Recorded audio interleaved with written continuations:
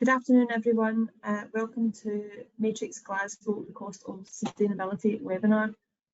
My name is Katie Dunbar. I am the chair for Matrics Glasgow. We have Dean Carrick presenting today, and I'll hand over to Dean shortly. Just a bit of housekeeping. We are just letting some people trickle in at the moment. There should be a questions box on the side of your webinar. If you do have any questions, Dean's happy to take questions throughout the webinar, so please do just type them in here, and just at any sort of natural break in the presentation, we'll have a look at these. There will be a chance for some questions at the end, so don't worry if something doesn't come to you until the end, that's absolutely fine. We're probably going to be presenting for about an hour and a quarter, and then we'll maybe have around 10 to 15 minutes for questions. I will be here for most of the duration. We've also got RICS in the background for the duration. Towards the end, I do need to just pop off to a client meeting, so another member of the Matrix Glasgow committee will be picking things up, but don't worry, the chat function will maintain throughout. So if I just pass over to Dean, I'll switch off my camera and over to you. Okay, thanks very much, Kay. Okay. I'm Dean Carrick. I'm a Technical Director at Doig+Smith in the Edinburgh office, and the presentation today is, as it's titled there, but it's really more based on a discussion around although obviously we can't converse, but how I discuss the aspects of LEIP funding, which is in Scotland, net zero buildings and passive house, and the commercial aspects of those, because I'm a QS by trade. Okay. So we're going to talk about those things. We're going to touch on really as well Whole Life Appraisal and life cycle costing and how that comes into the whole process, and a bit of the Scottish Construction Accord that came out last year, and a smattering of collaboration throughout that. Okay, so if someone wants to count how many times I use the word or the terms collaborate or collaboration, they'll probably find I say it quite a lot. Okay, now why am I talking about it? Okay, I'm not, by no chalk am I an expert in anything, because if anyone says they are, they probably could be shot down quite easily.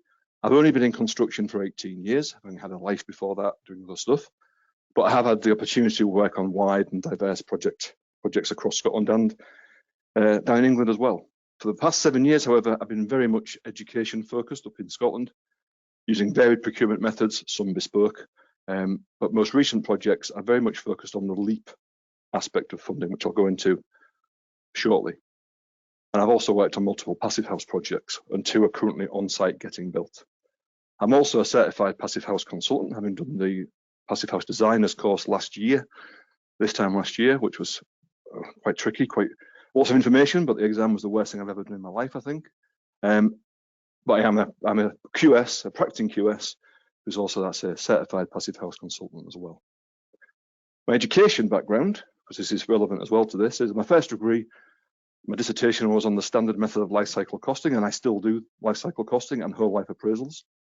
My master's was in mechanical electrical quantity surveying, and my dissertation for that was about how MEP is fundamental to projects and the value related to that. And very recently, I've finally finished my doctorate, professional doctorate in the built environment after 7.5 years. I won't read out the title of it, but it's about how value impacts activities within projects and the value aspects regarding particularly schools plainly. It was focused around MEP, but is generalizable, and things such as trust in the supply chains and in construction generally, engagement of the appropriate people, and how we deliver correctly. And that comes into this as well. Okay. Right, first bit of this is the LEIP, the Learning Estate Investment Programme. This is Scottish Government centrally funded to deliver, as it says there, more schools at a lower mission, digitally enabled and better connected to their local communities. It was the first LEP funded projects started construction in 2021, and phase 2 projects were announced in December 2020 and ongoing as we speak now. Okay, phase 3 of the LEIP funding, lots of applications last year for that, and the funding, lots of successful projects who are going to get the funding were to be announced in December 2022, and as yet they haven't been announced. There's lots of things going on plainly in the world and in Scotland and in political spheres, and the fact that we've also understand the cost of these things means that that's been delayed, and we're hopeful that by summer this year those will be announced. There's £2 billion of funding allocated within the LEIP 3. £1 billion of that comes from the Scottish Government, and £1 billion comes out from local authorities who are looking to use the benefit of the funding to make sure they deliver better learning establishments. The funding has to be allocated by 2026, so you can see that as we move forward, things have got to move in progression to make sure that is utilised correctly. There are 10 principles behind LEIP, LEIP. I won't go into all the wording on here, but the points that I'm going to make are the fact that we are creating buildings, infrastructure that has excellent joined up learning and teaching establishments, so that it's the best environment you can get for people to learn the appropriate requirements of what they need to learn. And then these also should support the well-being of those learners. It's not just about what they learn, but how they learn it as well. Number 3 there is that the estates, the learning establishments we're creating, have to be well managed and maintained. So that drives the fact that you're not just building something and then shutting the door and getting on with it. It's got to be something that's well maintained constantly. And the idea of facilities management and all that sort of thing, and whole life appraisals comes into this later. It means that you are delivering a better asset. We've probably all seen buildings from maybe the 60s and 70s that look terrible, been maintained terribly, and now they are in disrepair, should we say, or have gone completely because they had to be. This is the antithesis of that. Building an asset that will last longer will be better for a longer time. Number 4 is the condition and suitability.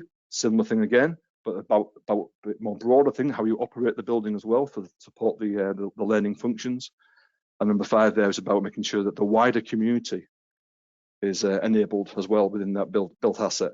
Okay, so you can use the asset to deliver other public services. You might have a community hub, for example, that's not just a school. It's a school and something where the community have a locality, so people can come and do certain things regarding their the community requirements.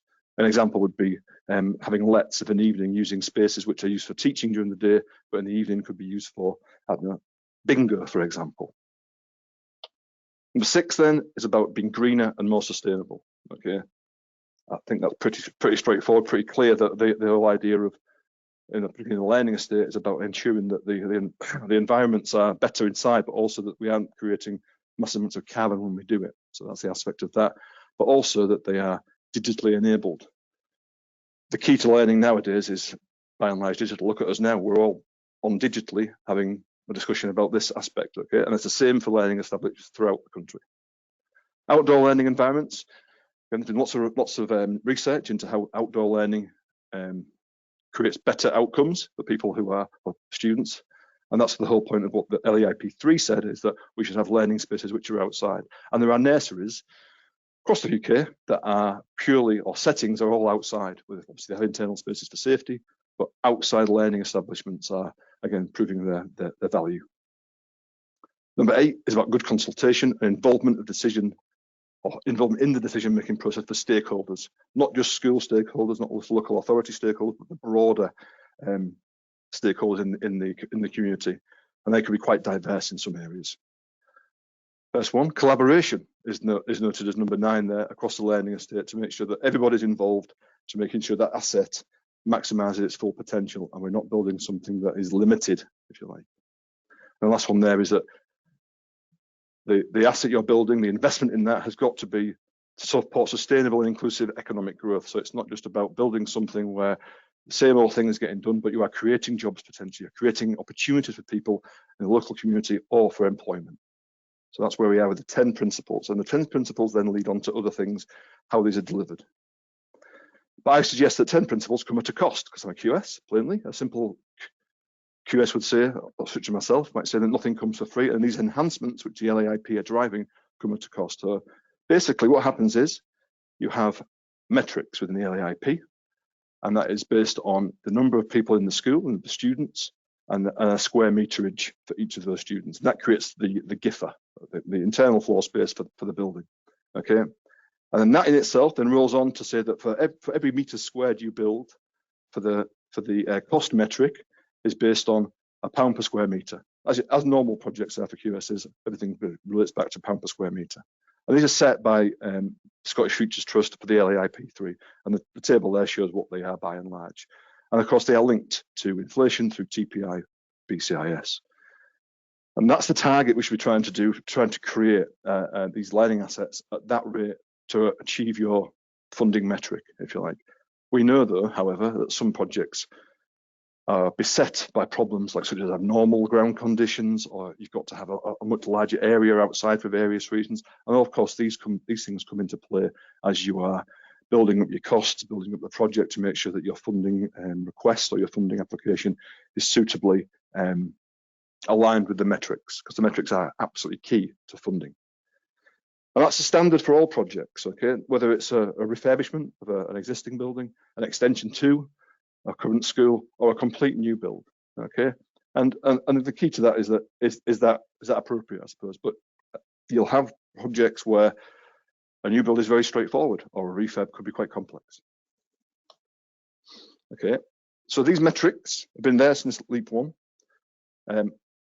LEIP 3 added 10% by and large, circa 10% to the LEIP 2 metrics, and that's because there was additional requirements then put into that. Okay, and very briefly, so for example, we've got things here such as electric vehicle charging was requested, or has to be in there, and the future infrastructure to make sure we can provide more EV chargers later on. Because again, that's the target's been set by not just the Scottish government but the UK government as well, that reducing our reliance on carbon fuels. So that's there.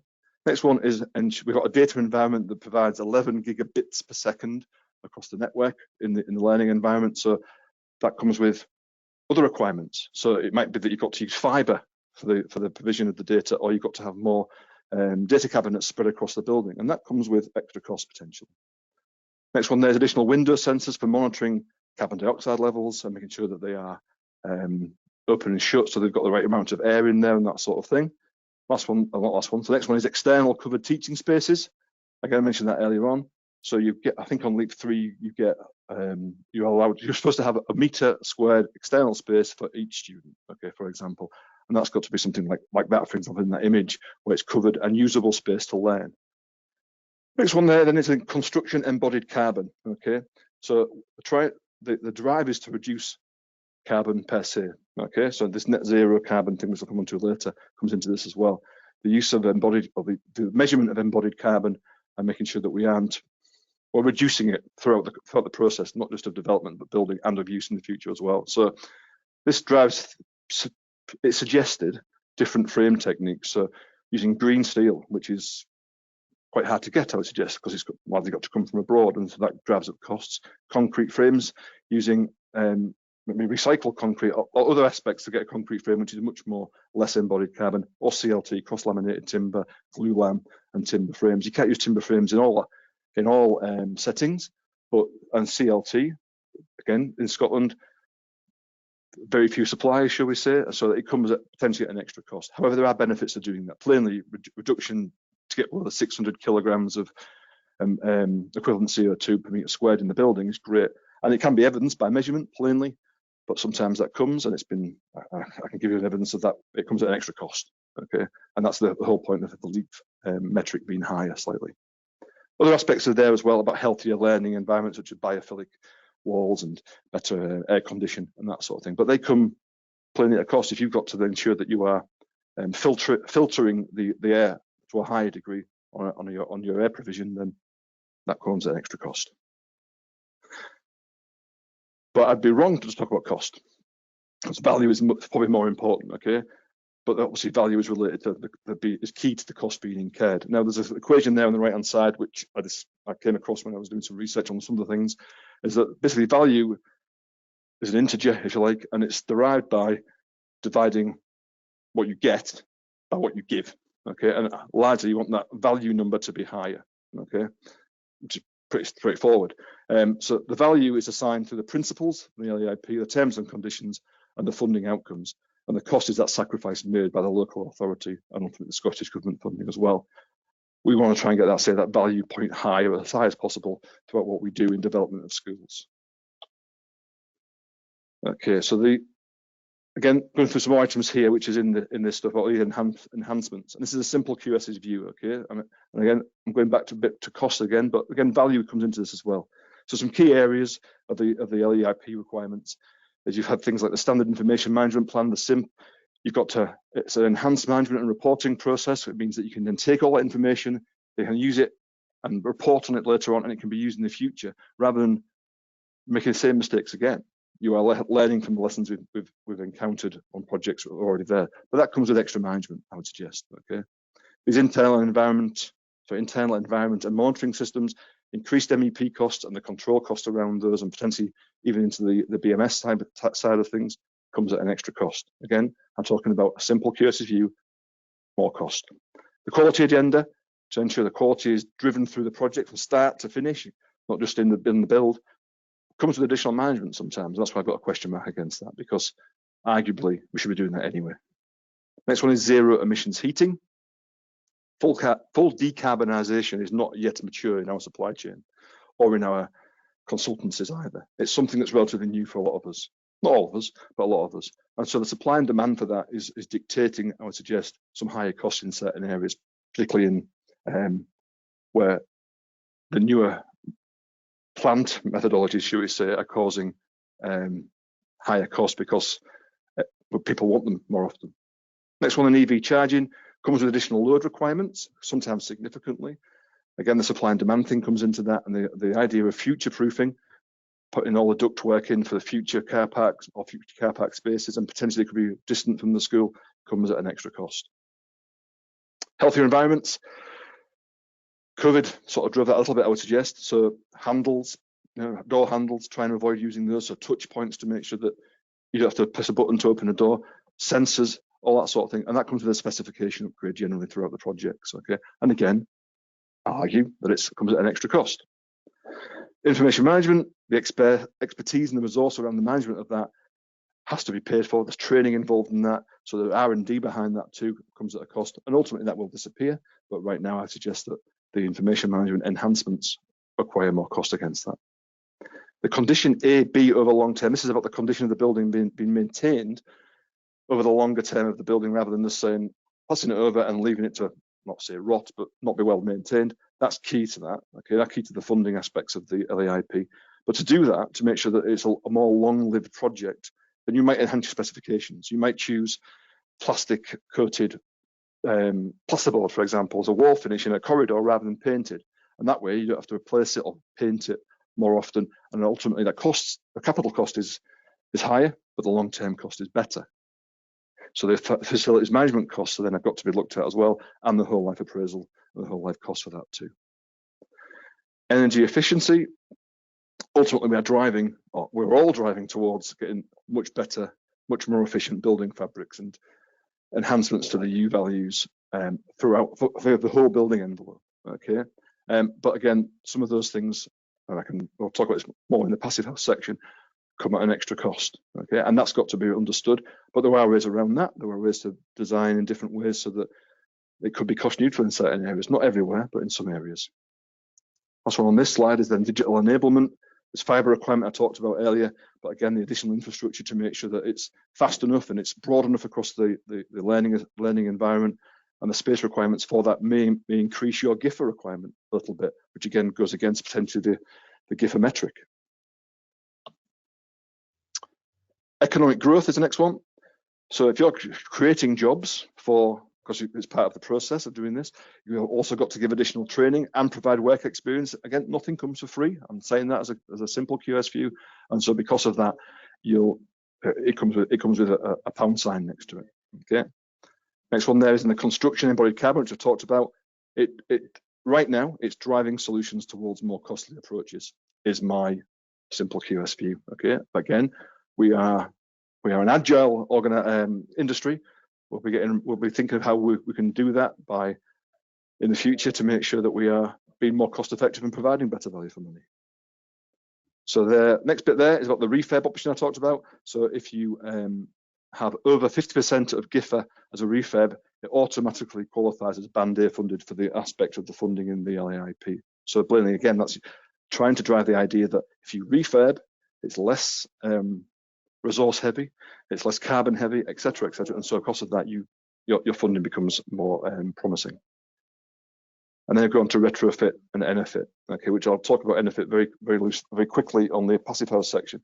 But retrofit and NFIT, again, sometimes might not be the right answer, never mind financially, but also practically. Okay, this adding value bit again, so it's long-term investment about understanding the value you're creating by creating that building, by building that building, and what that means for the long term. And the whole life appraisals process should help clients, project teams understand and the appropriate management in the right places for doing the right things during the construction phase and the capital expenditure. Okay, it requires, though, to be able to do this whole life appraisal of the long-term investment analysis, collaboration, there's the one for you, throughout the procurement and delivery chains. So you start it at the very beginning, you do it all the way through the development process, and even into the build and the operation, you are still thinking about whole life and how things could be different and how things should be different. The Scottish Construction Accord talks about developing the Scottish construction industry economically, sustainably, and for the long term. The construction industry suffers somewhat in economic terms, and is usually like a pit canary when things are going wrong. And smaller organisations, big organisations such as Carillion, fail due to economic issues. Okay, what we're trying to say here is by doing the appropriate things correctly, you can be sustainable, not just green things, but sustainable as in the companies and people last longer and then able to deliver better. We have a relatively limited supply chain, I would suggest, for some aspects of construction up in Scotland, and that's because we have to develop that better for what we're trying to do in buildings. Okay, that's the LEIP in very quick terms, I would suggest. Before I go on to Passive House, is there any questions popped up on the chat box at all, or shall I just move on? I've got a drink while we wait.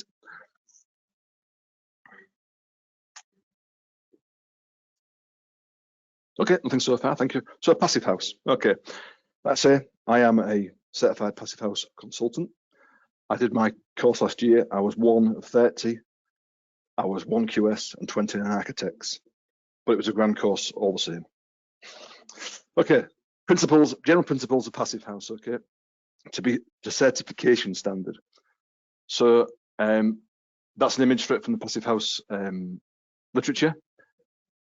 The process of doing it follows a package, which is a Passive House planning package, a PHPP, from the very start to the very end, to make sure that all the design that's getting done, all the considerations for these buildings is pumped into this, and it's meeting the requirements to get certified, and also to be the right. So it's not just saying it's a model, it's certified, but the things you do in the Passive House planning package get transferred to the site, get transferred to the building, and it should prove and be certified that it's doing the right things for all the requirements of a Passive House build, okay, which are things like very high levels of insulation, okay. 1 second, I've just got something popped up on my screen, I'll just postpone that.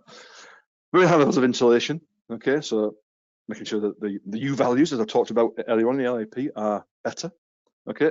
Extremely high performance windows with proper insulated frames, so you've got potentially triple glazing, potentially higher grade gases in between the triple glazing to stop transference of heat.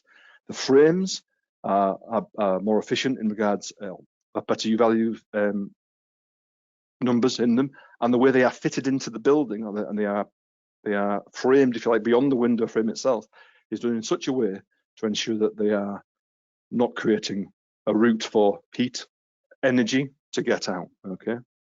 The airtight building fabric is key to this, okay. Every single hole you've got in the house leaks energy, basically, and the airtightness aspect is fundamental to Passive House plainly.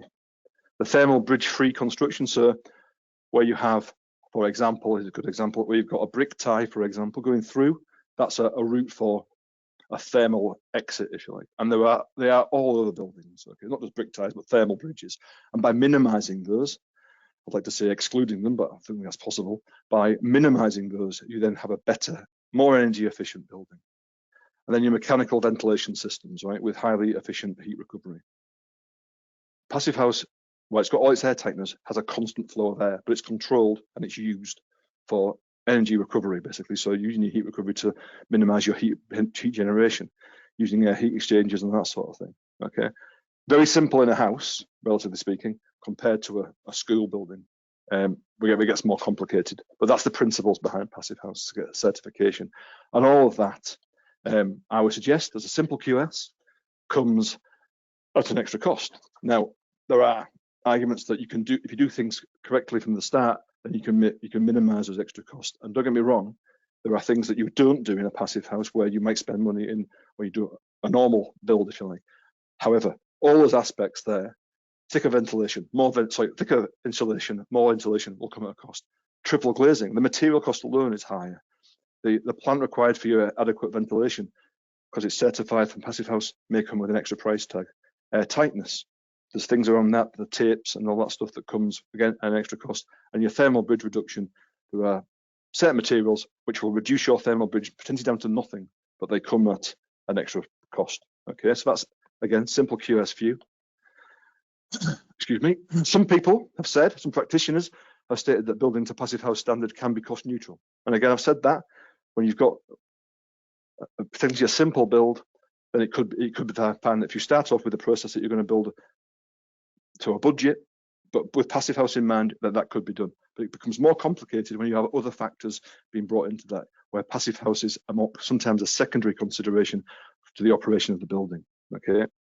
Passivhaus Institute, PHI there, states that there are varying but reducing percentage uplifts for meeting the standard. Okay, and this is particularly relevant when you are trying to get fully certified, because some people go for the Passivhaus principles. Okay, but to be absolutely certified, to get the badge on the building and to be absolutely sure that you've complied with the PHPP, you've built it in accordance with that, and to get certified, it comes with more implications, should we say. Now, I'm not saying it's going to cost you massively amounts of more, it might not, but the fact is that the Passivhaus Institute do say in some of their documentation that they expect it to cost more currently. But as things become more widespread in Passivhaus, and the Scottish Government has got a bill going through regarding that all houses should be built to Passivhaus standard or the Scottish equivalent, things will become the norm. Okay, so as things become the norm, that becomes the norm in cost as well. There are plainly some areas where the cost will be higher. I mentioned that already, the glazing, for example. I know for a fact that triple glazing is more expensive, having market tested some very recently. Some offsets or some cost neutrality in certain areas. And so the ventilation of a Passivhaus house, for example, should be simpler, okay? Or even of a school, depending on how you do it, depending on the certain aspects of that build. So where you can make some savings in some of the MEP areas potentially. Okay, what you do save plainly is on energy.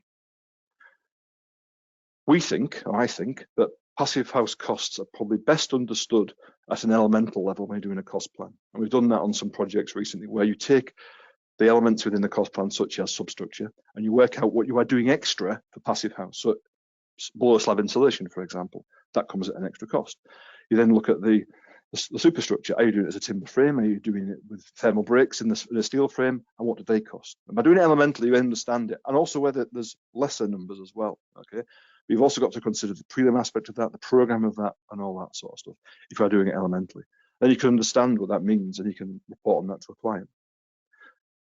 But where there is cost, there's also value. Okay. So doing a Passivhaus arguably gives you better long-term value because you are massively reducing energy. Should be better quality because it's all about quality standards when you're doing a Passivhaus build. That's the whole point of it. You've set a model, you have to create that model in reality, and to do that, you've got to make sure the quality is absolutely spot on. It meets or gets you to meeting LEIP requirements. There's a lot of aspects of Passivhaus which align very well with LEIP funding requirements. Okay, and there are people in the Scottish education sector that have recognised that and are saying that if we're going to do this properly, we're going to do it to Passivhaus. Okay, and there's a lot of those happening in development right now. And it also helps to meet the net zero public sector building standard, which I'll come on to in a second or two. Okay. Okay. Cost and sensitivity still. Okay. So this is talking about stuff that does cost more for Passivhaus. Excuse me. You're going to need a Passivhaus designer. Okay, and I was getting more and more of those. There was 29 more of those on my course, for example. And you need to require, probably will require, a building physicist. Okay, someone who understands how the building is going to work, particularly regarding the services. Okay, but they come with additional fees, and again, that's part of the Passivhaus increase. You'll also need a Passivhaus certifier organisation if you are going to go full Passivhaus, and they'll be involved from the very start to the very end. Okay, and there'll be a fee for that as well. Your preliminaries regarding the project, you'll need additional quality assurance. Now, you might argue that we should be doing the best quality anyway, so it should be included, but there'll be an extra resource by and large to make sure that that building to that Passivhaus standard is done exactly to script. Okay.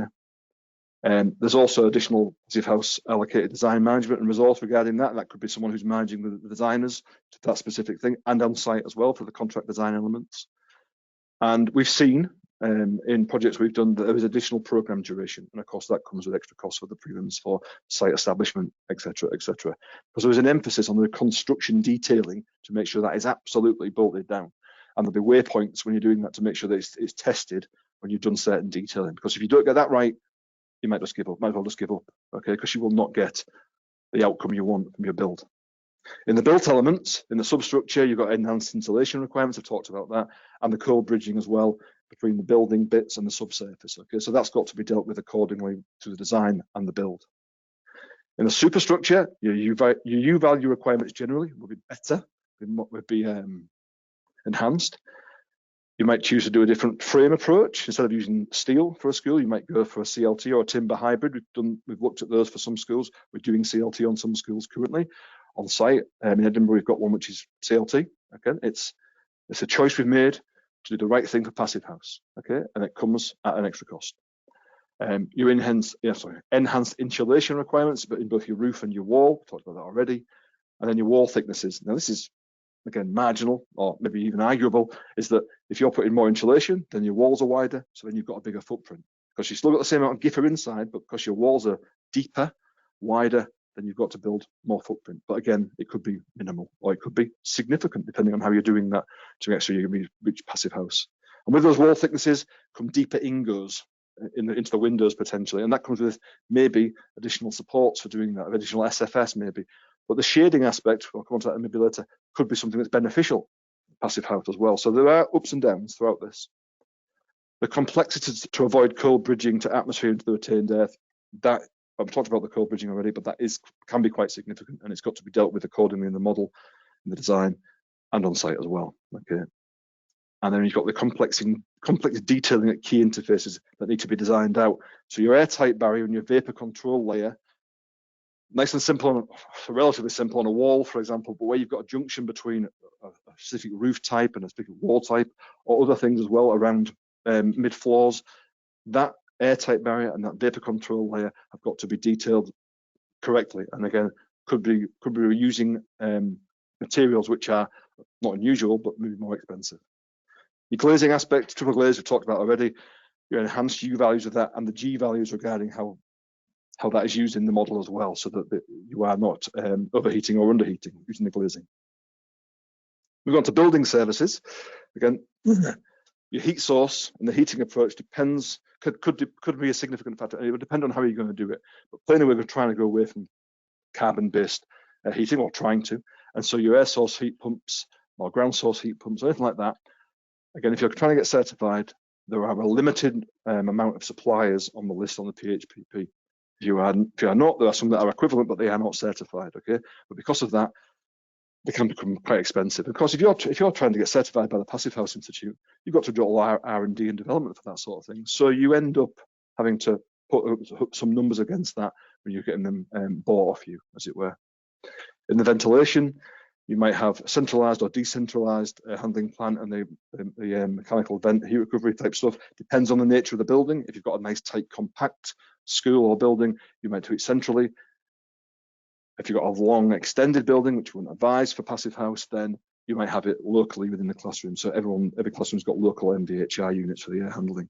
Again, depending on how the project specifics will dictate that. The Passive House certified plant, again, that aspect, if you are getting certified, you have to use the appropriate Passive House certified plant items, and that again may be more costly. Duct sizes for the transmission of air around the building. Now, again, arguably here, it could be cheaper. Okay, it depends on the nature of cascading air through the building. But on a project that I've worked on where we had centralized plant, we had some significantly sized ducts, potentially not as big as to get Bruce Willis in, but they were massive. And because of that and the price of metal at the time, they come at a significantly extra cost. And then again, how you recover heat could dictate additional cost, and the methodology you use to get that out of there and use it elsewhere, again, maybe costly, it might not be. Insulation requirements generally around your building services, that's super important when it comes to Passive House, and enhanced, I would say, in the model for that. Your BMS and controls in a passive house building, school, it's likely to be more widespread and more complex. In a passive house, maybe not, okay? But BMS and the controls around certain things and the stuff you are doing for the LEIP, again, I say it, get quite complicated, and because of that comes with more cost. And then your builders working in connection with services, which relates to your ducts, to your manifolds, to your decentralized MVHRs, if you've got them, and how they connect to louvers and how that fits into the ceilings. Again, if you can do it in a way that is cost neutral, brilliant, but ultimately it can be quite complicated because of the nature of passive house, but it comes at a cost. And last on there is testing and commissioning, how you balance the systems, make sure that it might have to be multiple times if you're doing air tests and other things as well, and the BIM requirements around that. Again, it might not be more expensive, but by and large, there's more requirements to make sure you are achieving passive house. All of this will be project specific, okay, and need assessing on that basis. That's why the PHPP is very important when doing passive house buildings, okay, because you model it first, then you build it. That's BIM basically, but for passive house, you model it mathematically as well to make sure that the energy requirements should be nailed down before you even start building, okay, to minimise that energy usage. Some projects, more likely on a smaller scale, may show cost savings, right, with key building services. I've talked about ventilation there, but that will be due to efficiencies in the requirements or the form of the building. The form of the building, again, is very, very critical to passive house too. So I'll go on to building form now, okay? The idea is make it as simple as possible, I suppose, because it's most cost effective anyway. When you make a nice simple building, it's more cost effective. But again, that's not always the case. You can't always do that, okay? And the idea that every corner costs should be drilled into anybody who's thinking of doing a passive house building, okay, in my mind, because all the corners that are on there, all the detailing around that comes with code bridging aspects and other things as well. Be compact. Again, you can't make a school too small, plainly, but you can make it more efficient, I would suggest, okay? And then the idea of how you create the footprint. So an extensive single-story building, which a lot of primary schools might be, compared to a multi-story on a compact footprint. So you've got a very small footprint on the ground, but you've got over 2 stories. Generally, the 2-story building will be better, passive house. And you can also consider service rooms as well. Again, using that example of the extensive single story and the compact footprint one, your centralized plant and your service rooms should be shorter because of that. And because of that, you might make savings because of that. And then this, I'll talk about earlier, this cascading of air movements between areas. Okay, so the idea on the passive house course was that you would bring air into a certain room and then you would withdraw it from another room. So the cascading of the air through that means that you are being more efficient, okay, and using the space wisely. Now, I wouldn't advise that you, for example, put the air into the kitchen and then draw it into the living room because it'll constantly smell of bacon in my house, for example, okay? The other way around, however, works perfectly, or should work perfectly. The last one on there is about not building unnecessary volume, okay?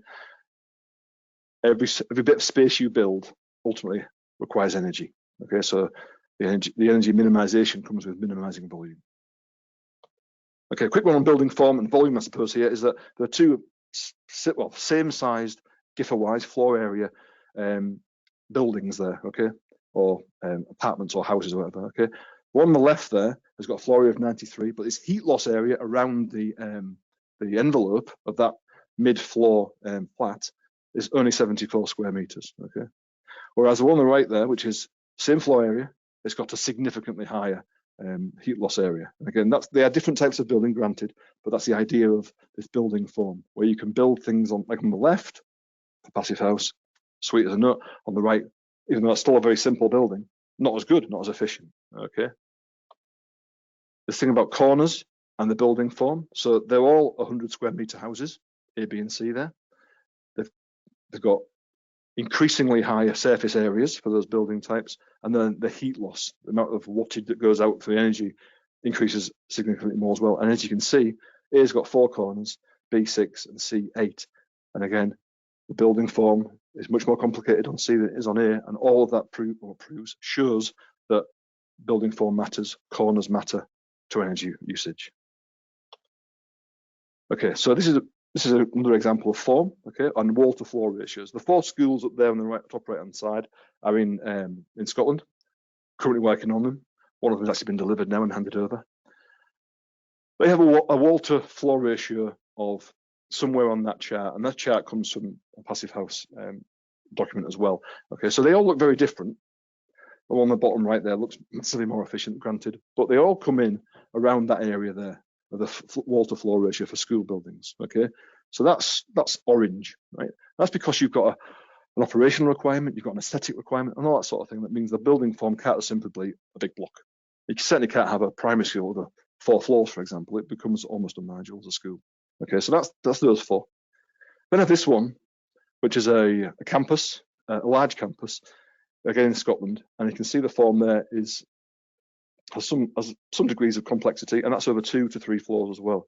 Now that one comes in a very high range. You can see the similarities between what's shown on that chart there and what this building is like. And that one has proven to be problematic to meet Passive House. Okay, with everything else considered, it was problematic getting to the point where we can achieve Passive House. Okay, and had to be redesigned because of that.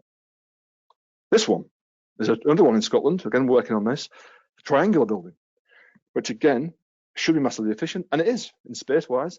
And again, it's been well designed. I won't lie, it's quite impressive the way it's been put together, and it does come in very well under the Passive House requirements. And that has attracted LEIP funding, and is currently on site. Again, the form of this, the energy usage, has met the requirements of LEIP and other things as well within the LEIP, and because of that, it's got the funding. Okay, so again, going back to school buildings again, so 2 stories rather than a single story is a good thing. Simple, compact layouts, efficiencies where possible, so don't build unnecessary space, and don't build unnecessary height to create the volume as well. There's always largely this discussion between people like me, simple QSs, and architects talking about why is that roof like that? Why is it so high? Why is the ceiling this? Why is the ceiling that? Etc. etc. And it's sometimes aesthetic, it's sometimes operational. But if you can delete the idea that we can build volume for nothing, which you can't, then that's great for Passive House and for LEIP ultimately. Plenty of other factors influence on how we design and how we cost things. Because of that, it's the aesthetics. I talked about that. School operation, for example, if you've got a non-denominational school and a nominational school coming together into one campus, you plainly have aspects of that you can't join together. Okay, so you're going to build more space than potentially you require, and that's a necessary requirement of the operation of that school. And there's other things around that as well. The site constraints and the site conditions and the site extents even. So if you've got a site you've already got, but you're building as small as possible, you still got to pay for the site and on the external landscape of that as well, and that comes into a factor of the costing. It doesn't matter a jot about Passive House plainly, but the site conditions below the ground and around the ground might be problematic as well. And then there's daylighting, making sure you've got enough daylight, because again, learning experiences are better through natural light rather than electric lights above me. And that's one of those studies that's been done ultimately quite a few times, I would suggest, that daylighting is better for learning. And the final one there is orientation of the building, which again is key for Passive House. Okay, so the way that you orient the building around on the site will have significant impact on how you use heat gains and losses and the daylighting requirements of that building. And it's a balancing act between the overall envelope of the building and how much glass you've got, the glazing factor within that too. Okay, the general approach, if you can on a site, is to align that building, as the diagram at the bottom of there shows, to align that building east-west. Okay, the axis along east-west, with the majority of the glass facing south. Okay, that's in Northern Hemisphere planning sort of thing. Okay, so that's the idea of it.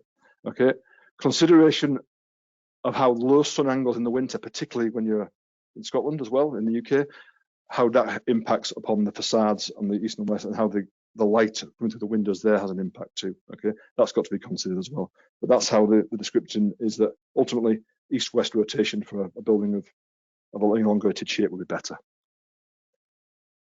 The solar gains, though, you get from windows and glazing helps with the thermal model plainly, because if you are gaining heat, not excessively from your glazing, it can help with your energy usage because you don't have to heat the building.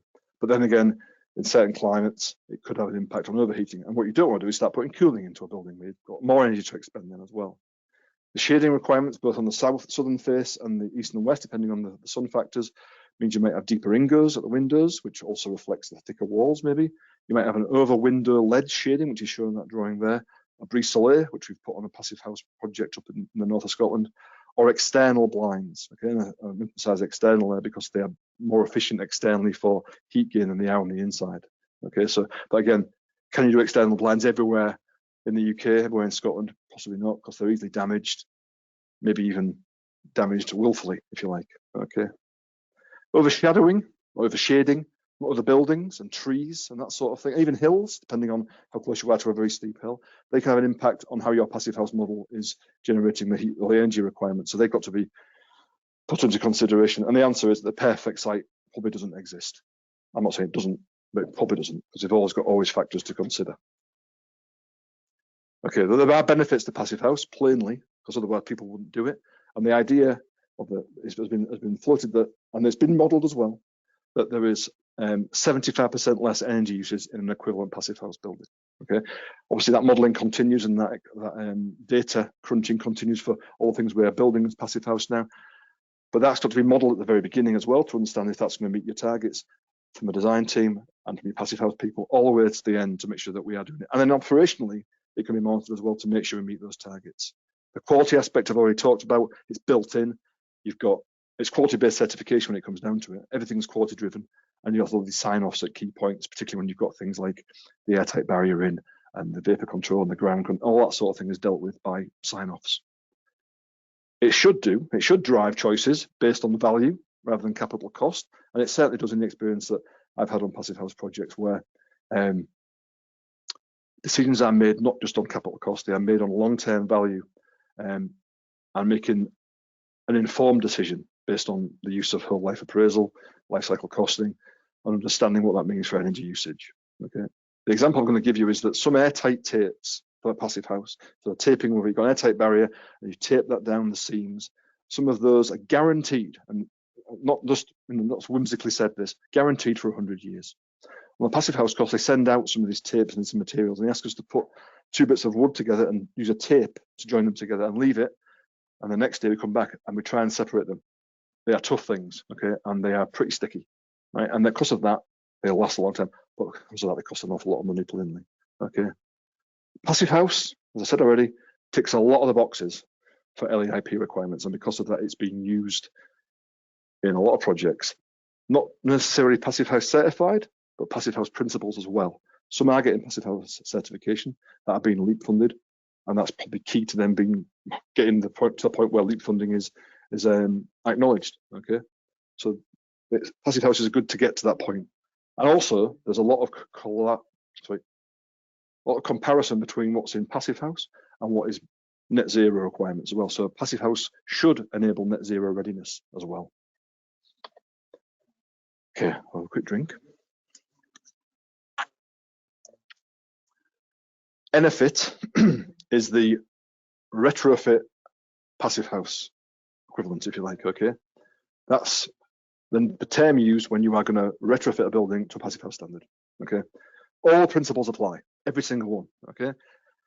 I would suggest, and it's arguable, maybe not too arguable, that it's going to be harder on existing historic buildings, okay? There will be exceptions, plainly there always are to any rule, but in my experience, particularly when you're talking about doing Enefit on maybe a Victorian villa, for example, or even an Edwardian villa, it becomes very, very cost prohibitive to the point where you say, you know what, it is not value for money, and then people come away from that. However, depending on what your priorities are, it can be done, but with complexities. Okay, the key problem areas, and I'm talking about the cost areas, not technically, although there are some technical aspects here too. Your air tightness becomes really hard on a leaky building, a leaky old building from back in the day, as it were. There are ways to do that. Like Parge coating is the example there on the central image there, which is basically over coating it with something that is airtight, plainly. But you've only got to consider what you're putting that against or onto, and can you do it? Okay, and does it work, or does it have a detrimental effect on the building fabric that potentially is listed or protected? Okay, the next one is insulating existing wall types. Now, if you can insulate them on the outside, great, because you don't then limit the inside space you've got in this existing building. But to do something like that on the outside means that you might be contravening the requirements of historic Scotland or historic England, I don't know what it's called that, not anymore, or local authority requirements. Okay, so if you have to then insulate it on the inside, to put more insulation, to enhance insulation, you might have to build a frame, put some insulation in, plasterboard, and that creeps into the space allowable in that room. If those rooms are already too small for the requirements of the operational requirements of maybe using that for a school or something, then it becomes trickier and you can't do it. Inserting the ventilation strategy into, I've called it the less aligned building form, is basically trying to say you can't get ducts into certain buildings because the floor spaces might not be big enough, the walls don't work for it, and that sort of thing. So that becomes tricky, and it can prove impossible. Okay, and that then takes away the whole idea of doing it. Your planning and your historic and your conservation requirements might dictate you've got to do certain things. You might not be able to put triple glazed windows in, for example. You might have to do a like-for-like replacement of a window, and someone might say, well, that's not like-for-like, so you can't do that. Then what do? You have to do something else to maybe try and get your building fabric up to snuff. But again, it might be impossible, and if not, very cost prohibitive. I'll give you an example of a project, which wasn't a passive house project, but a long time ago, we had to replace some 18th century windows, original windows, with a double glazed unit. And the cost of those, this was 10, 15 years ago, the cost of those was exorbitant. And because of that sort of thing, and the requirements of historic conservation requirements, and then you added on passive house elements to that too, it becomes large pound signs. Thermal bridges, we talked about those already, but in existing structures may be impossible to remove. Unless you are going to do a significant retrofit, a significant NFit, you may end up having to leave certain thermal bridges within the building and allow for them some other way in the model. Okay, again, which may become more costly. Your heat source and your heating can be a complex solution. So if you are using an air source heat pump, you might have to make it might be less efficient because of the nature of trying to get the heat into the building. You might have to oversize radiators because of the nature of you can't put underfloor heating in. Okay, and as soon as you've got a bigger capacity for radiators, your air source heat pump has to be boosted as well. And again, that comes with an extra cost, not just a capital cost, but also maybe a long-term energy cost as well. Okay, that was a very rough or quick run through of passive house. Any questions? Oh, we have got one there from Nick. Okay, right, it's actually quite small on my screen. 1 second. Has the current financial climate had an impact on decisions? I'll come back to that in a second. As capital funding is being reduced pretty much everywhere, therefore life cycle costs not being considered as much as perhaps a couple of years ago. Yes, okay, right. So let's take the first bit of that. Yes, the decision-making processes have been massively affected by the current climate, I would suggest, to the point where projects are getting shelved or delayed because of the nature of what's happening in the industry. Capital funding has been reduced, absolutely correct, because you've got to make this money spread a lot broader across many projects, across a portfolio of projects. However, the last bit there, the life cycle costs are not being considered as much as perhaps a couple of years ago. I might disagree with that, okay? And purely on the LEIP basis, okay? The fact that you've got to consider the long-term effect of what you're doing, and you've got to make decisions on that basis, okay? Now, I'm not saying that's 100% every project, okay? Because not all projects have to consider that. But LEIP projects, I would suggest, have to consider the life cycle cost. They've got to consider the whole life appraisal of that.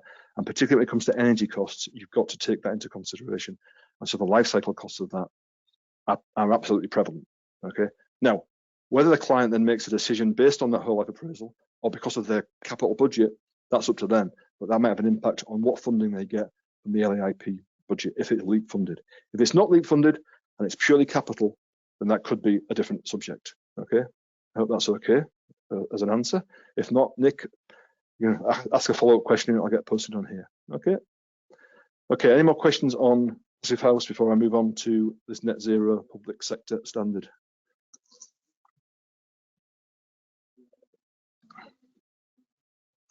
Okay. Good. Okay. So this came out 2 years ago, net zero public sector building standard, and it's, as you might imagine, it's about net zero. Okay, so the Scottish Government, this is a key aspect of this document, the Scottish Government has committed to all buildings should be net zero by 2045. Quite an undertaking, I would suggest, given some of our portfolio of buildings in Scotland. It dictates that we should collaborate, there you go, there's another collaborate there, to improve people's lives, communities and place. Okay, it's about making sure that everyone benefits from being net zero. And it should contribute to the broader and inclusive net zero economy outcomes. Okay, so it's not just thinking about the building by itself in isolation, it's about the broader net zero requirements too as well. We should be minimising construction embodied carbon, which sounds very familiar earlier on. Now, to be absolutely clear, people who publish this, which is Scottish Futures Trust, also run the LEIP, so they should be aligned, and they are massively aligned, plainly. Okay. And we should reduce operational energy. Again, that sounds very familiar too, both in LEIP and in Passivhaus. Okay. The clients can dictate their energy performance targets within the reason, plainly. You can't say, oh, it's going to burn fuel, we don't care. It's got to be set appropriately. They have to check that performance is meeting those targets on a regular basis, and they've got to commit to achieving those targets throughout the process and the usage. Okay, so that's the whole point of this net zero public sector building standard. Other aspects of it, it supports growth and flexibility of the zero emission energy. Okay, so it's talking about using zero emission energy generation. Okay, increasing on-site, the low and the zero ones. Okay, we should have zero direct emissions from heating and cooling systems. So again, that dictates how you generate, how you use, and you might end up using things such as wind turbines, solar, and other things as well that are available. We should take opportunities from energy efficient strategies, so district heating, which comes with extra complications if you aren't all building it at the same time. So district heating, for example, you may have a school getting built next to a pool, next to an old people's home and some housing, and all that's connected to an energy centre. And so different loads, different requirements are all balanced accordingly. And because of that, it's more efficient. Complicated, unless of course you're building it all at the same time. You should optimize renewables or energy storage technology. Again, renewables, PV, wind. But energy storage is, again, if we're talking about immaturity of the requirement for this sort of thing, energy storage is absolutely at its infancy. Okay, that's the next big thing apparently, rather than renewable generation is about how we store energy rather than just deploy it when we need it. Okay, and the next one there on the bottom, again, EV charging points. Again, sort of living in the future will be electric, as I say, including cars. And we know that from throughout the UK that we are slowly reducing our reliance on carbon-based fuels, and particularly in cars. And that's the diktat of the governments. The buildings should give you the people who are using them a better experience. Okay, so we should have improved comfort conditions.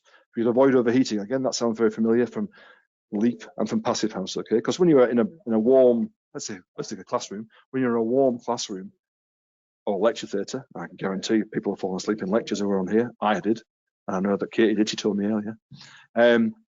It means it's a worsened learning experience, and it makes it harder to learn, harder to take things in. And the same is true for air quality as well. Okay, if there's a high carbon dioxide measure in the atmosphere in the classroom, kids start falling asleep, students start falling asleep, and it becomes less of a learning environment, more of a sleeping environment. Okay, and natural lighting, I've already mentioned that. That's key to better learning outcomes.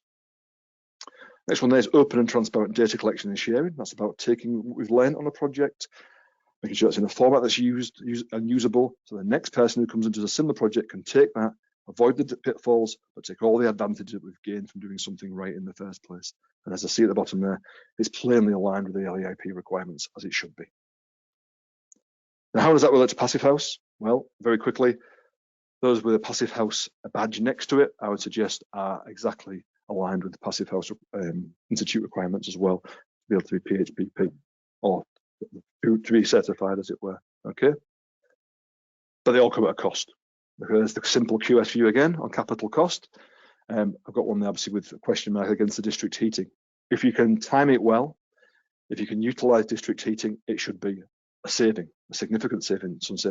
But district heating, particularly in Scotland, LCJ is again immature a little bit. There are some of that, and there are some getting developed now, but it becomes problematic when not everything that's going to use that district heating is on stream at the same time. You've got to then future-proof it, which comes at extra costs, and the capital and the business model for that doesn't work. However, all of that, not being a simple QS, being a considered QS, is all about good value. Okay, and this whole value equation then improves significantly. Other aspects of the net zero public sector building standard is that during construction, you still have to consider life cycle, and the whole life assessment is still part of all that process. Okay, for the requirements of what we're doing, not only before construction, but also when we're making changes during construction as well. The consideration of this major refurb over a new build, we talked about that already. they're saying that the major refurb embodied carbon should be significantly lower. Plainly, it should be, unless of course we're ripping the guts out of the building massively. But if you're keeping significant aspects of the frame, for example, the substructure, then it will have less carbon, less embodied carbon. It massively will. We should have no greater construction embodied carbon than the Scottish Government targets that are set. Okay, that's what the standard dictates. We should be minimising waste throughout the process, even in development. Okay, we should be looking at the circular economy principles, such as reuse, repair, and all those things that are about that, so we can reuse even when things have come to the end of life, take them away, refurbish them, bring them back, that sort of thing. This cradle to construction embodied carbon needs to be quantified and demonstratable. Again, we've seen a lot of movement in that sort of aspects of our as a QS and as construction industries, that more and more people are talking about how we measure carbon through development and into the construction phase. We're doing some decarbonisation projects at Doig+Smith to make sure that we understand what that means for the portfolio of properties long term as well. And it's the RICS obviously recently gave some the BCIS and the ISS gave us some webinars on calculating carbon using their techniques as well. So it's again, it's all part of that process for net zero. You are looking at different materials, additional requirements for the specifications to meet these low energy objectives. Okay, and that's necessary to make sure that we deliver what this net zero standard is telling us. Operation energy headlines then. So to do the energy modelling, you use extensive initial benchmarking is required to make sure that you know what you are looking at for the building type you are doing. And again, you have factors in that which need to be adjusted to make sure your outcomes are appropriate and correct, basically. Okay. If you've got high energy load equipment such as EVs, lots of EVs, or large scale floodlighting, and I'm not suggesting that at schools you've got floodlighting like that, but you also have floodlighting which is used out of school times, particularly during the winter. Okay, you can meter that separately. Okay, and you can treat it separately for assessment. Of course you can, because if you've got a school that has got no EV chargers and has got no floodlighting compared to one that's got those things and more potentially, it's not an equal or an equitable comparison. So you can treat that separately for the assessment basis. Use of heat pumps, and obviously having a really good thermal envelope means that you are using less energy. You are then trying to use less direct greenhouse gases from heating. So you've got your ground source heat pumps there. You've got air source heat pumps we've already talked about.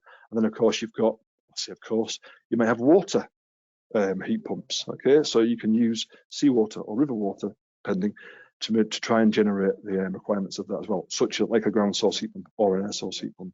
I'm not saying it's simple because I don't know the technicalities behind it, but it is doable.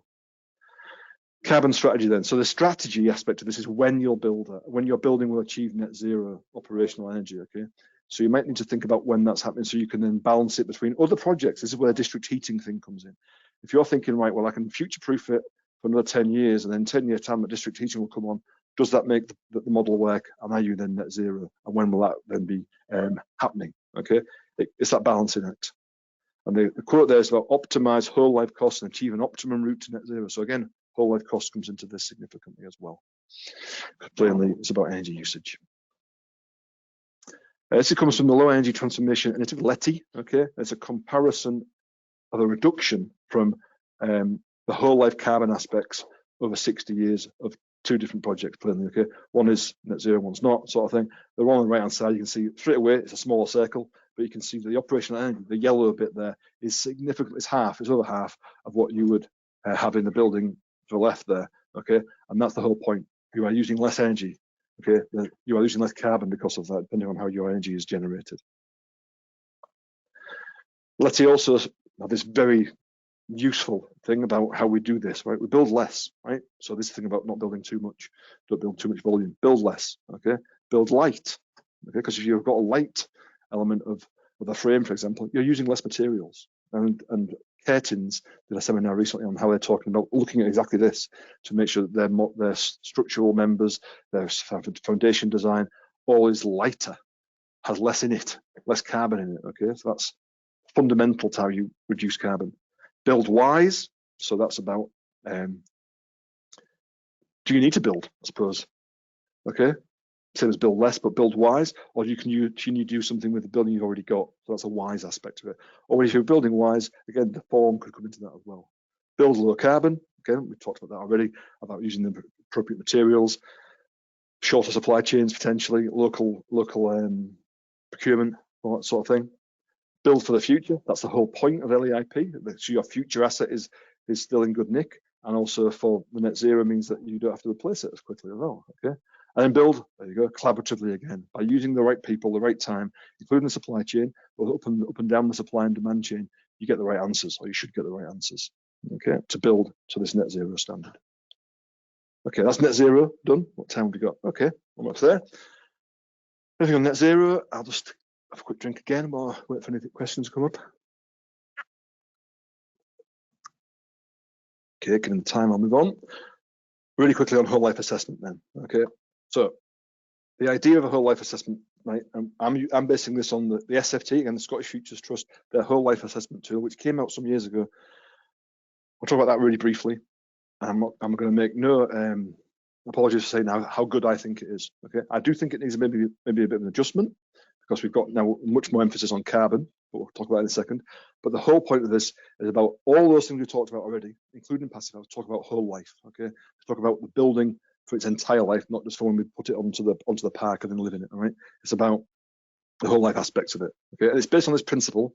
And there's a well trotted out ratio that the ratio between construction and maintenance and building operating costs and business operating costs, those three aspects there, is a ratio of £1, £5, £200, which is this thing on the right hand side there. Now, I'm not saying that's always the case, and some people have argued it's completely wrong in the literature around this, but the point he's trying to make is that for every pound you spend on building something, you'll spend £5 on managing it as a facility, and you'll spend £200 on staffing and business operating costs. So you can see how little, this is inverted commas, the capital costs matter. No, that's not true, plainly, because there's budget setting here as well. But the point is, you'll spend an awful lot more money in a 60-year life of a building when you're building it, and that's probably unarguable, I would say. Okay, but the ratio might be wrong. Okay, all I'm saying is the other ones which are slightly different, meaning that the £200 is way over the top. The point is made quite well there, I think. And the assessment of that then is central to how you optioneer the building, how you deliver value. Again, the value comes into it, and then balancing this capital spend against revenue costs. And we did a lot of this for Edinburgh Council some years ago, looking at the whole life costs of the potential new schools that are going to get built and explaining why it's wise to invest in a new building rather than try and tart up the old building, if you like, because you'll never get to where you need to be. Because the energy costs will go through the roof in 40 years, for example. And that's the whole point. Plus, if you are building a new building at let's say still a high capital cost, if you can build it to be more efficient for the operation of the building and how the staff use that building, it could save millions of pounds in the future over a long term, plainly, notwithstanding energy costs as well. Okay, so that's the standard method is in the bottom right corner there. Okay, it's based on the standard method of life cycle costing for construction procurement, and also the RICS life cycle costing guidance as well. But the whole life appraisal tool from the SFT, the bottom right there, as I said already, it's a good tool to use. We used it for the first time some years ago, and the chap who actually authored it, a chap called Paul Dodd, so he created this. It's an Excel sheet, so if you're a QS, Excel can't go wrong. I don't know if you've heard of it or not. It's fantastic. But he came into us when we'd done a couple of these on some schools in Central Belt of Scotland, and we went through it with him to make sure that we'd understood it. And there was a few tweaks there, here and there, to make sure that we got it right. But it was essential to us understanding how it works and how we can tweak certain things to make sure that the outcomes are correct. And the outcome is basically a dashboard of relevant items. A lot of it is driven by the client requirements. A lot of it is driven by data from the market, data from constructors, data from designers, and also local authorities such as energy teams, FM people, insurers. All that comes into it. So you have to collaborate, as another one, with all those people in that project team to make sure that you put the best data in to that to get the best data out of it. It's key to making sure that you have assessed the whole life appraisal of that correctly and appropriately. Right, what's that, 13? Okay, so that's an hour and 10. So I am almost finished, which is faster than I thought it would be. That's quite good. Okay, so in summary of all the points that I was talked about, right, the Passive House Trust projected that by 2020, Passive House would cost 5% or more. That was pre-Ukraine, pre-Brexit, and since then, our industry has somewhat, might say, has gone into a tailspin regarding costs. Okay, we've had market issues for the last 2 years, okay, which have caused cost a significant increase, and that maybe has been compounded in the passive house materials and other aspects of it, okay. So that means that 5% is probably too low in my view, and in other views as well. So chaps at SFT have to report to the Scottish Government on this LEIP 3 funding. That's why it's been delayed, because we know the market has got increased cost, but how much is that?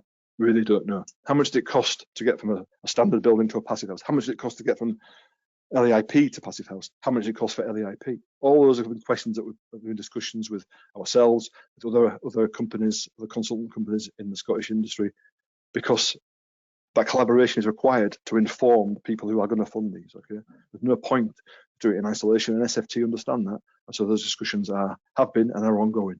Okay, the wider cost considerations then for this is that use the supply chain appropriately, collaborate.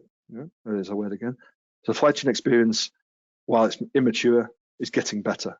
There are loads more people now who have done the passive house tradesperson's course. They understand what's required for passive house, for example, but that also leads into quality, which also leads into LEIP and also into net zero. The resource and education behind all this potentially still immature, but as I say, it's improving. That picture there on the bottom right there is of passive house consultants. There are more than that now. There have been more every month, I would suggest, because they run courses at Warm and other places repeatedly, and because of that, more people are getting trained. Even people who are working as project managers, for example, in the council, who don't need to be, but they're choosing to become passive house trained as well, because they know that it's important for them to understand it. Material costs and availability. Material costs have risen. They've become less available. Problematic lead-in times. That's all part of this wider cost consideration as well. And the potential that there's a snowball effect of the mandate, of this mandate for passive house for LEIP requirements, and the supply and demand thing, things that there may be some people who are being opportunistic in how they price things. I'm not saying that's widespread. I'm saying it's almost human or commercial nature. Okay, so things are costing more. So my analysis, or our analysis, an elemental level of a project we did recently was that around 8% of additional cost was cost of passive house on the project we did. Now that was very context specific. It's all related to the design. It's all related to what we're trying to do. And of course, that could be different now. It could be completely different if you were to go and market test it and procure it now. It could be a different number entirely, depending on what's most costly. But again, as I said earlier on, if you're going to do analysis, it's best done elementally. Okay. This recent review, as I said already, with SFT, is they're going to report to Scottish Government that there are some realised cost increases in the market of doing what we're doing. Okay. And that's necessary because of what's happened in the global industry as well, and the global supply chain. Very simple thing. LEIP funding at the top there, passive house and NFIT and the net zero building standard all feed into LEIP funding, okay, into the requirements of the LEIP, because they are ultimately linked together. The Whole Life Appraisal is also a massive factor in all those three things. And underneath all of that is this new Scottish Construction Accord that came out last year, which is undercooking that to drive collaboration through all of those aspects, okay? And again, that's supported by the Scottish Government and SFT, which sprinkle collaboration all over the top of that to say that that's how we should be doing it. We should collaborate to make sure that we have trust through the supply chains, we're getting the right outcomes and value for clients and for local authorities, particularly when it comes to schools. And that is it. Let's say I'm not an expert, so I'm quite willing to be prodded and poked with questions now, if that's okay. Okay, I think I've got, what's that case you've gone? Okay, I'll do what I said. Well, I don't see any questions in there just yet, but I'll see what happens. I'll take another drink. Ali, are you there now? Oh dear, it's like one mile. I am, Dean. I am. Can you hear me okay? Thank you. Yes, I can see you. I can hear you. Sorry. Okay. Can you hear me? Perfect. I did have one question, if that's okay. Yep. Yep. Can you lose your passive house certification as standards change in years to come? Okay. If there was a building completing this year, for example, could they lose their certification if they're not kept up to standard? I think that would be a bit pejorative on Passive House Institute's behalf, but no, because obviously the PHPP does change, and standards do change. But at the time of getting its certification, you would keep it, even things change massively. However, as it gets older, plainly, people understand. It got its Passive House certification some time ago. Things have changed. It hasn't changed massively since Passive House has been going, but things have incrementally changed. Regarding my Passive House certification, mine in the last 5 years. Okay, so in 5 years' time, I would have to resit the training and redo the exam, which I will not do because it was too hard last time, unless, of course, I give evidence of continued professional development in a Passive House context, okay, or provide a case study on a Passive House project I've been working on, or things akin to that. You get, like you get for the RICS, you get your CPD requirements, both while you're doing your APC and when you are a professional member, okay, and the same is true for Passive House certified consultants and designers. They've got to keep up to snuff on their training to understand what's going on. Now, if you don't in 5 years' time, then you lose it. There's an expiry date on my certificate, if you like. Okay. Thank you. Just had a bit of a box there. That's okay. I was going back onto something about retrofit, okay, because I think it's worthwhile talking about it.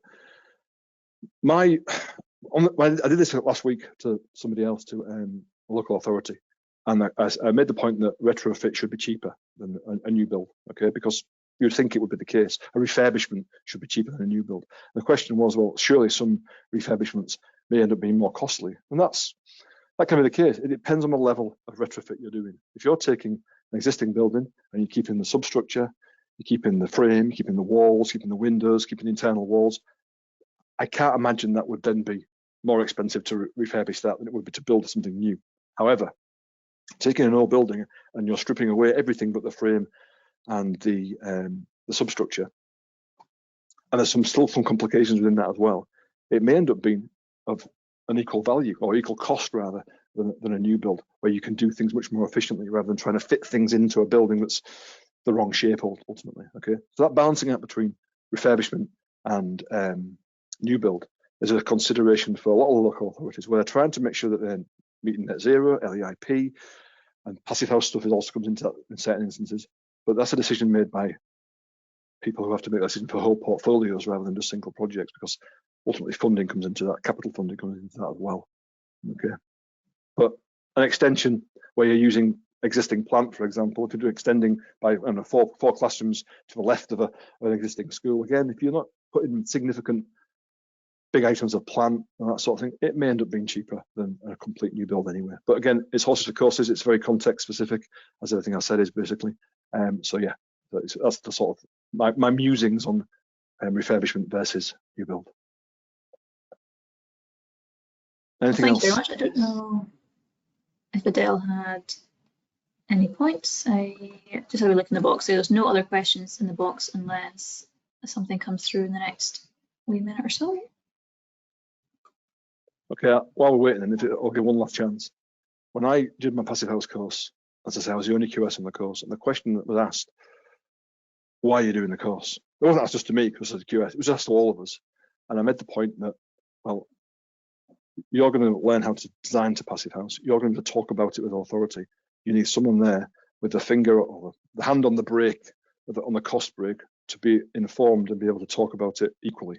And that was the point made, and that was welcomed by the architects. It wasn't be a snotty answer for me. It was the point that if we're the arbiters as QSs, we're the arbiters of cost. If we're doing Passive House projects, it would be remiss of us not to be able to at least have an understanding of what we're trying to build. Okay, so the point is, well, I'm not an expert. Being better informed always helps clients. Right, and with no more questions, we'll draw the veil over it then, shall we? Thank you. I'm not quite sure we finished this, so I think that's Adele. No more questions.